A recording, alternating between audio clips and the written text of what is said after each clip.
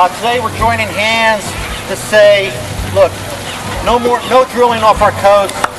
Let's stop our dependence of oil and let's start looking at alternative sources of energy. We're here to show that we want to protect our coasts, our marine life, our way of living, and our economy. And that's not going to be solved through more drilling, despite what you might hear. Anybody come last February? Well, last February we had about this many people, and it was the first attempt to have such a meeting.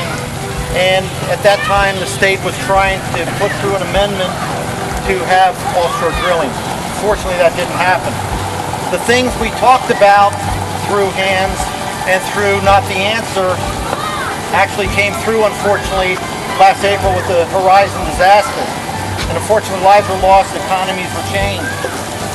Last June, everybody kind of got into this, and we had, at this beach, 350 people.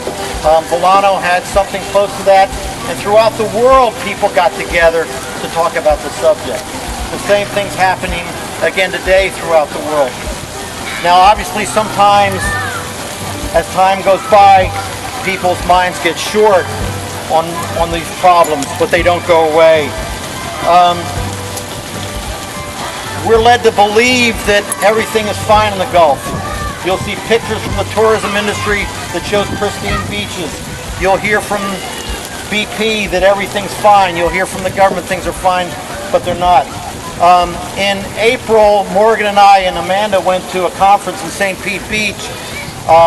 It was this April at the 1-year anniversary of the New Horizons spill.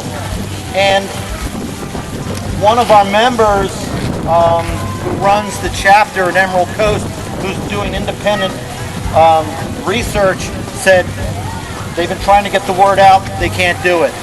The real truth about what's going on there is being buried. And it was interesting to hear an individual who was a hardened surfer, who probably doesn't show a lot of emotion, break down. He cried, and I'll read a little bit of what he said. He said, for nearly a year now, many of our community have been able to enjoy the most basic of our daily activities, such as walking barefoot on the beach, swimming, surfing, snorkeling, diving, fishing, kayaking, and many other activities. This loss caused tremendous negative impact on our lives. The disaster damages us emotionally. The disaster damages our culture and traditions. The disaster impairs our health and our general physical fitness. Last year, I don't know if you all saw it, but National Geographic put out a map and showed how many oil wells are already in the Gulf. There's over 3,500 of them already. To me, you know, I was in the insurance field for a long time, and I'm sure you've all heard of Murphy's Law.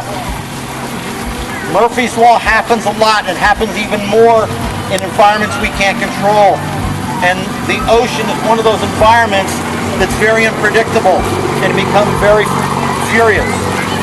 There are some 550,000 jobs in the Gulf that depend upon tourism and fishing.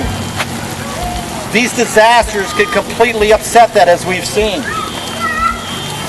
So today, even though we may not be huge in numbers, we're here to say that we're not going away. We don't want any more wells. We want to protect our way of life, and we are not going away. So thanks for coming out, and now we're going to go down to the beach and start lining up, and we're going to hold hands for 15 minutes. If you want to say anything that's in your heart, you can talk as we go. And if you see people down there that asking what you're doing, bring them in. We'll build this line to be something big and strong. Thanks.